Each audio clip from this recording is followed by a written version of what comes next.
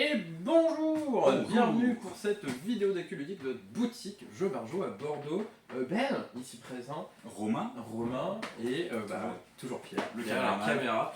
Peut-être que vous le reverrez un jour, on sait que vous lui manquez, qu'il vous manque. Ouais, plutôt. Ouais, plutôt ça.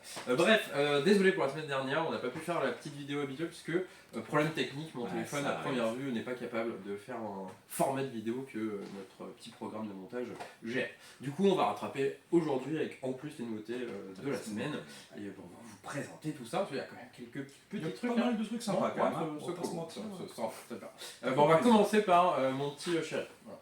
Enfin, un de mes chéris, parce qu'il y en a plein. Oui, C'est celui-là, le petit jeu que vous voulez ici, Planet Unknown. Du coup, c'est de 1 à 6 joueurs, et ça, c'est cool. Parce que c'est un jeu de stratégie, de placement de tuiles, de gestion, de technologie, etc. Et ça va jusqu'à 6 joueurs, et ça, c'est plutôt chouette. Parce qu'il n'y en a pas beaucoup des jeux de strat qui vont jusqu'à 6 joueurs. Parce que le seul dans l'esprit, c'est genre Seven Wonders, qui monte jusqu'à 7. Mais celui-là monte jusqu'à 6 et c'est plutôt cool. Du coup, niveau bateau, vous pouvez voir, c'est assez dingue. Vous avez votre plateau joueur, ici vous avez passé les petits polyomino que vous avez là, votre piste tech où il y a 5 pistes où il va falloir essayer de monter pour gagner des médailles qui sont les points de victoire. Et vous avez un petit plateau ici, un peu genre waouh. Moi j'adore tourner. Du coup le but du jeu c'est assez simple, faire des points, faire des médailles. Pour jouer c'est assez simple, à mon tour de jeu, je vais choisir une des tuiles. Celle-là elle me plaît bien. Mais du coup tous les autres joueurs vont être restreints et vont devoir prendre une des deux tuiles qui se trouvent devant eux. Du coup en prenant votre tuile, vous vous imposez une tuile aux autres joueurs et ça c'est cool parce qu'il va y avoir de l'interaction. Parce que vous allez regarder ce que veulent les autres, comment ils peuvent placer la tuile, c'est plutôt chouette. La première tuile que vous posez, vous allez la mettre forcément sur le bord de votre planète. Si ensuite vous prenez une seconde tuile, il faudra qu'elle soit au moins adjacente à une des tuiles que vous avez déjà posées. Voilà, le règle entre guillemets assez classique. Quand vous posez une tuile, s'il y a une météorite dessus, vous mettez une petite météorite dessus. Vous allez avoir des petits rovers aussi. Allô, trop bien. Non, les matos. Trop cool, les matos c'est dingue quoi. À chaque fois que vous posez une tuile, il y a des petits logos ici qui vont vous faire avancer sur les pistes correspondantes que vous avez ici, ou les petits marqueurs, bam bam bam. Et quand vous allez avancer, vous allez avoir pas mal de petits bonus. Et du coup, ça va déclencher des petits trucs un peu à la très futé pour ceux qui connaissent. Je fais ça, du coup je monte sur cette piste, du coup ça me donne tel bonus qui me fait avancer sur telle piste. C'est jouissif, trop agréable à jouer. Mais c'est ça, tu fais des petits combos et tout dans un jeu comme ça qui est assez simple en termes de règles, mais énormément de réflexion sur quelle tuile je prends, quelle case je prends, quelle forme aussi, parce que pour avoir des médailles, il faut essayer de faire en sorte que toutes vos colonnes et toutes vos lignes soient complètes un maximum. Et c'est pas si évident avec les formes, et il faut falloir essayer de jongler avec tout ça. En plus, vous avez des petites cartes événements que vous allez pouvoir piocher au fur et à mesure de la partie pour avoir des petits bonus, il y en a quelques-unes. Il y en a pas mal. Des cartes tech qui sont plutôt cool, qui vous donnent des points ou des gros bonus de 4 niveaux différents. Plus vous augmentez sur votre piste tech, plus vous en piochez. Et des petites cartes objectifs qui sont assez sympas parce que je vais avoir un objectif à ma droite, je vais le partager avec mon joueur, avec mon voisin de droite. Je vais avoir un objectif à gauche et je vais le partager avec mon joueur de gauche. Et à la fin de la partie, on va regarder qui a le plus du machin. Donc là, c'est par exemple avoir le plus de ressources énergie sur les bords de votre plateau. Le premier a 8 points, l'autre, non, il y en a un qui a 8 points, point. Si égalité, c'est que 2 points chacun. Et là, c'est complètement différent, avoir le plus de ressources cibles sur les bords de votre planète. Du coup, c'est vraiment cool parce que vous allez devoir encore plus faire attention. Exactement. Du coup, c'est trop bien, ça marche aussi bien à 2, 3, 4, 5, 6. Je connais pas le mode solo, j'avoue, mais trop bien. J'ai trop hâte d'y jouer à ce petit jeu-là. Simultané, il n'y a pas trop de lenteur. C'est ça, c'est pas super lent, vous jouez tout le temps, c'est accessible. Vous prenez votre cube, vous montez vos cubes, voilà. Après, si vous êtes un gamer, vous allez quand même kiffer parce qu'il y a plein de petits combos, tout ça. Donc ça, c'est Planet Unknown, trop bien. À toi, tu vas présenter. Moi, je vais présenter une plus petite boîte Motu ici. Hop. Donc, Motu, pardon, même je crois, je commence à se dire. Un jeu, vous allez un peu, chacun, dans son coin, on va créer notre île, et la façon dont on va créer notre île va nous rapporter des points. Hop, on va avoir du coup différentes cartes avec, au début on a une carte qui commence avec notre village qu'on va agrandir, et on va avoir une rivière de cartes sur laquelle on va pouvoir piocher. À mon tour de jeu, je prends soit la première, elle est gratuite, la deuxième, troisième, plus je vais loin dans la rivière, plus il faudra que je laisse des noix de coco sur les cartes précédentes. C'est une mécanique qu'on retrouve assez souvent. Quand vous prenez la carte de votre choix, vous laissez les noix de coco, vous payez, et vous allez l'agrandir dans votre île. Vous avez une contrainte importante, c'est qu'à chaque fois que vous agrandissez votre île, vous devez cacher un symbole que vous aviez déjà. Donc à chaque fois, je vais devoir superposer mes cartes les unes par-dessus les autres. Puis je dois aussi respecter un peu la topologie. Je peux pas faire que la mer elle arrive en plein milieu de la montagne, il faut que ma plage elle ait une cohérence avec le reste de l'île. Et donc je vais agrandir mon île un petit peu comme ça, on va faire ça en 3 manches. L'idée c'est qu'il y a un certain nombre de façons de marquer les points. Et bah, à la première manche, on va choisir l'une de ces façons, et c'est comme ça qu'on marquera les points. À la deuxième, on en choisira 2, à la troisième, on en choisira 3. Sachant qu'une À chaque même... fois, ouais, on peut pas faire 2 fois la même. Du coup, on va scorer sur toutes les façons de scorer, mais il va falloir être un peu tactique en mode est-ce que je garde celle-là pour la fin, sachant qu'il y aura plein de petites contraintes, vous allez marquer des points en fonction du nombre de pêcheurs, mais il faudra qu'il y ait plus de poissons que de pêcheurs, sinon ça marche pas. Pareil pour la chasse, etc. Donc voilà, vous avez un petit casse-tête à créer votre île. Vous allez aussi avoir des petites cartes personnages que vous allez pouvoir jouer éventuellement à votre tour si vous souhaitez, en plus de votre carte de base. Ça va apporter du scoring immédiat et des petits bonus assez cool. Voilà, donc il y a un petit équilibre entre qu'est-ce que je prends, comment je le place et surtout comment je score qui est assez cool je trouve, Ouais, le fait de clairement. devoir choisir. Bah, c'est Scott Helms, l'auteur, du coup il nous a habitué que c'est Tiny Epic. Ah. Et du coup bah, on retrouve un peu le même truc de petite boîte mais plein de réflexions, très simple d'accès mais assez profond pour être vraiment cool et rejouable. Motu c'est bien. Bon on va poursuivre, allez Similo, le tout nouveau, après Harry Potter, ce sera le Seigneur des Anneaux. Donc pour ceux qui ne connaissent pas, petit jeu coopératif où un joueur fait deviner aux autres un personnage parmi 16. 12, je crois que c'est. Bref, parmi plusieurs. Et pour donner des indices, il utilise d'autres personnages qui va dire bah, ce personnage-là a un lien avec le personnage que vous faire deviner ou aucun lien. Et aux autres joueurs d'essayer d'éliminer les cartes une par une pour trouver la bonne. Du coup là, bah, c'est Similo le Seigneur des Anneaux. À savoir qu'en ce moment, il y a une offre. C'est un acheté, le deuxième à moins 50%. Du coup, c'est quand même assez intéressant, sachant que toute la gamme peut être jouée séparément ou mélangée si vous voulez un peu plus de complexité. Du coup, n'hésitez pas, c'est dispo la petite offre et celui-là. Et encore mieux, parce que j'ai envie de voir la gueule de Gollum, parce que c'est toujours Nayad aux commandes des illustrations, et bah, il régale Nayad. Ouais, plutôt, il est vraiment sympa. Moi je vais continuer dans la gamme la suite d'une série assez connue, donc le nouveau Exit, la disparition de Sherlock Holmes. Pour le coup il est accusé de quelque chose, il a disparu, bah, vous allez essayer de l'innocenter et de le retrouver. Donc on connaît un peu l'Exit, petit jeu d'escape game, tout est dans la boîte, vous allez manipuler des cartes, vous avez des énigmes à résoudre, des choses à réfléchir. Bam, c'est hyper cool, très interactif. Et en ce moment, tout comme Similo, on a une petite offre. Sur l'Exit, si vous en achetez 2, le deuxième est à 25%. Et si vous en achetez 3, vous avez le troisième à 50%. En plus du moins 5 sur le second. Donc ça vous fait 3 exits à un prix assez cool. C'est le moment d'étoffer votre collection. S'il y en a qui veulent continuer ou découvrir, ça peut être tout à fait le moment. C'est ça. Passons à Nekojima, la petite boîte qu'on a là, on parlera de ça après. Hop. Du coup c'est de 1-5 joueurs, un petit jeu d'adresse à partir de 7 ans, une partie de 10-15 minutes, hein, c'est pas non plus un gros jeu, quoi, c'est vraiment le petit jeu cool. Faut pas être le premier à faire tomber des trucs, hein, comme beaucoup de jeux d'adresse, autour de jeu c'est assez simple. Vous lancez les 2 dés, hop, ça m'indique 2 quartiers, donc le bleu et le rouge, et je vais piocher un petit cube dans ce petit sac là. Alors, qu'est-ce qu'on a comme petit cube? Un cube blanc, du coup je vais prendre une paire de bâtons qui sont reliés avec une corde blanche, et je vais devoir bleu et rouge. Et c'est bon, j'ai rien fait tomber. Du coup au début c'est assez facile, hein. Bah vas-y à toi.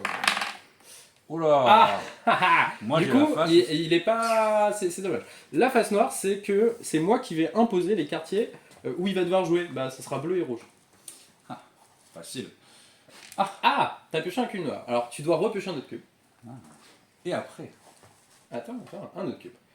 Un cube comme ça. Du coup lui bah, il va prendre le bleu et tu vas devoir le dans la poser boîte, hein. Bleu ou rouge. Facile. Mon show me. Oh là là. Ok, très bien, mais t'as pioché un petit cube noir. Tiens, il va falloir que tu places du coup un petit chat suspendu à un fil. Voilà. Et ainsi de suite. Aussi simple que ça, mais trop bien parce que le matos c'est d'enfer. Vraiment cool. Le premier joueur qui fait tomber des trucs, ou qu'un chat touche le sol, ou que des petites cordes dépassent, a perdu la partie. Aussi simple que ça. Il y a plusieurs modes de jeu dans la boîte. Vous pouvez jouer en full coopératif, en équipe, en compétitif comme on vient de le faire, ou avec des contraintes un peu plus fortes, utiliser faire que ça qu'une seule fois, parce que sinon on peut continuer. Voilà, c'est Nekojima, trop cool. C'est un gros succès en Kickstarter, il est maintenant en boutique, ça nous régale parce que le jeu est vraiment chouette. Carrément. Allez, toi, que choisis? Allez, moi je vais partir sur... Ouais, on a d'autres trucs là parce que la table est trop. Evil Corp ici. Donc c'est un jeu dans lequel vous êtes une corporation de monstres un peu, et votre but c'est d'effrayer, de terroriser des villages humains. Donc ça va être le premier joueur à complètement terroriser 2 villages qui va remporter la partie. Il y aura une mise en place différente en fonction du nombre de joueurs, comme on a l'habitude. Un village, ça va être composé, comme ceci, de plusieurs emplacements sur lesquels on pourra y placer des monstres. C'est un jeu qu'on appelle du bag building. Pourquoi? Parce que vous allez avoir au début un paquet de monstres dans votre sac. On aura un peu le même chacun, et on pourra l'étoffer au fur et à mesure. Au début de la partie, je tire 5 monstres, donc qui seront cachés derrière un paravent, que l'autre ne verra pas. Et parmi ces monstres, je vais à mon tour en placer un quelque part de mon côté du village. En fonction de l'effet du monstre, il va faire bouger la jauge de terreur, il peut me rapporter des pièces, il peut me rapporter d'autres effets un peu particuliers. Je vais pouvoir le mettre dans une tour ici où il ne terrorise pas encore les habitants, mais il pourra préparer une invocation de démons qu'on va voir par ici.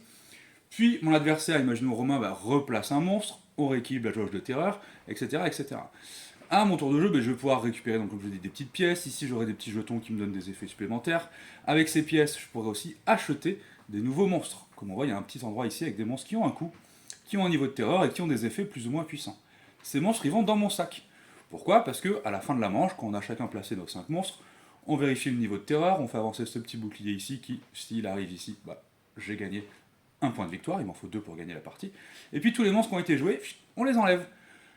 Et du coup, ceux que j'ai mis dans le sac, maintenant, quand je vais repiocher des nouveaux monstres, j'aurai de plus en plus de monstres a priori plus forts. Je vais essayer d'équilibrer mon sac de manière à faire des petits combos, et les moyens de garder certains monstres sur place en payant des sous, mais il faudra toujours faire l'équilibre.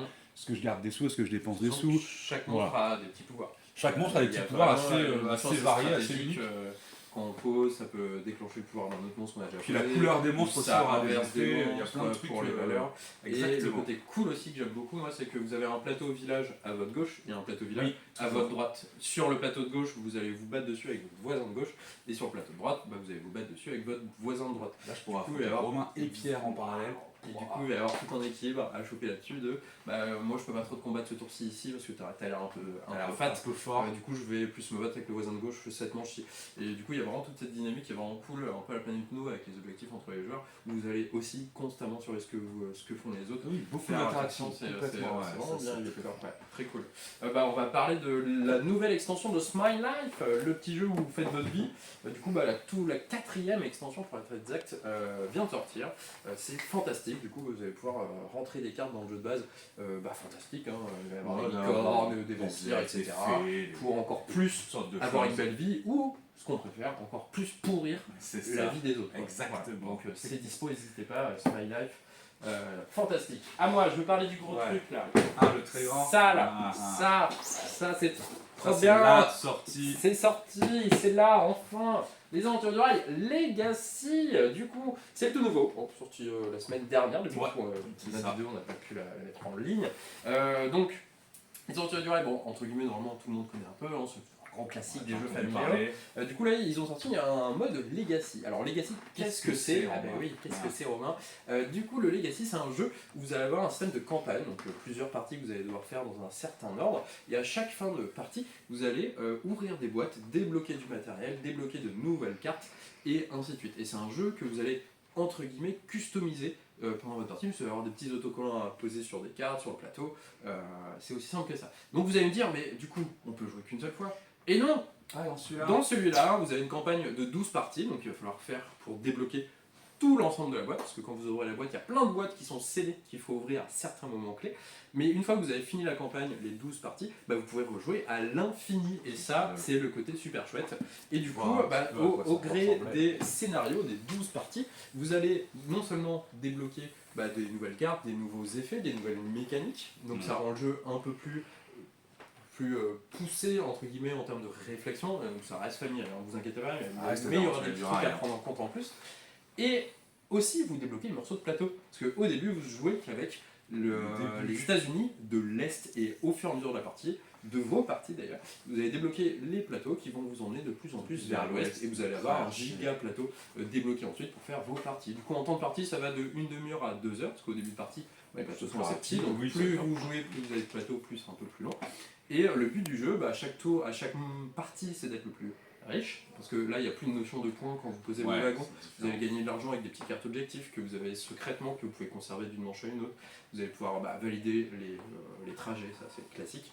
Et à la fin des 12 parties, vous allez ouvrir votre petite coffre-fort où vous avez mis toutes vos petites feuilles qui disent à chaque partie je gagnais ça et ça, vous faites le plus mieux, celui avec le plus de thunes l'emporte. Voilà, c'est aussi simple que ça. Mention spéciale pour les règles qui sont super bien écrites. Ils ont vraiment compris que Legacy, c'est pas un truc que le public ciblé, donc les gens qui jouent aux jeux familiaux ont l'habitude, et du coup dans les règles, faut pas avoir peur, ils vous prennent par la main, c'est super bien fait.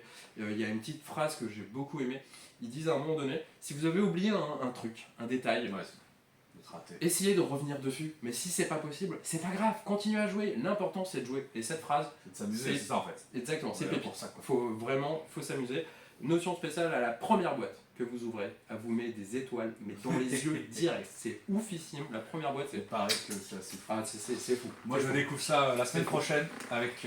J'ai hâte en tout cas. Ah, nous, on a fait 6 games en 4 heures. Pas encore eu le temps. Et du coup, un petit dernier, est-ce que tu veux le présenter ou Jean-Charles? Non, vas-y. Allez, toi, c'est les enfants. Hop, du coup, on vient. C'était un peu initié, un peu famille, et du coup, on va passer chez les enfants, hein, parce qu'on a un grand rayon enfant quand même.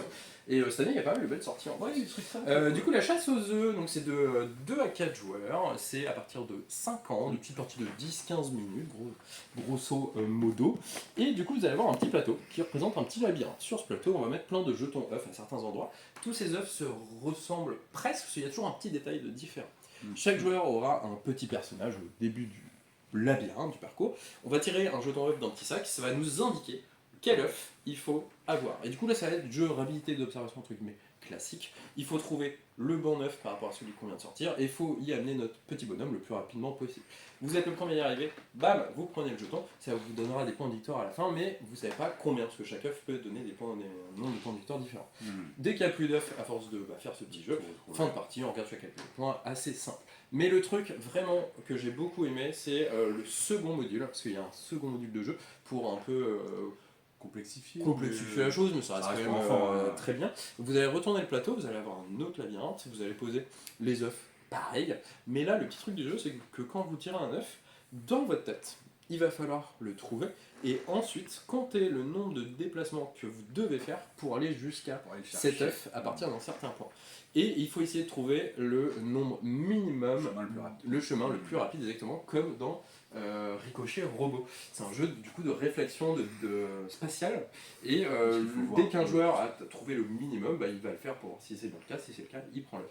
Et du coup vous avez ici ensuite un jeu qui peut se jouer tout seul ou à plusieurs en mode casse-tête, c'est vraiment cool. Notion spéciale sur le prix, l'éditeur Matago a fait un gros effort je trouve, de mémoire il est pour 22€, c'est ça. Et pour le matos, pour ce qu'il y a dans la boîte, c'est plutôt chouette quoi. C'est très très cool. Du coup ça c'est les sorties jeux de société, on va sur les sorties jeux de cartes et jeux à collectionner, il y en a plein. Alors vous avez déjà Pokémon, la nouvelle extension Faille Paradox, du coup nous avons les boosters, les tripacks, les Elite Trainer Box comme vous pouvez le voir, c'est dispo à la boutique sans aucun souci. Prochain JCC, donc ça c'est une sortie la semaine dernière hein, forcément. C'est l'extension des collecteurs rareté du 25e anniversaire du coup. C'est des boosters où vous avez que des cartes rares. Tu tiens pas debout, tu restes.